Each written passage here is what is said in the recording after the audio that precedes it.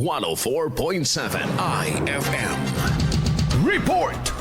Mariing iminangkahi ng hanay ng Bureau of Fire Protection ng Bfp Dagupan ang kahalagahan ng mga standardized na mga produktong pangdisenyo kasunod ng pagdiriwang ng holiday season. Sa naganap na pantungtungan tayo ng PIA Pangasinan, inihayag ni Bfp Dagupan Deputy City Fire Marshal Senior Fire Officer 3 Clemente Amante Batalaw, kailangang suriin at tiyakin na ang mga nabibiling Christmas decorations tulad ng mga Christmas lights ay may ICC sticker at QC mark. Ito ay upang masiguro ang kaligtasan sa paggamit nito. Dagdag niya, huwag mag-overload ng mga installations dahil posibleng pagmula nito ng sunog. Samantala, tiniyak ng ahensya na 24/7 ang kanilang operasyon at hinimok lalo ang mga Dagupenyos na huwag mag-atubiling tumawag agad sakaling may maitalang insidenteng sunog.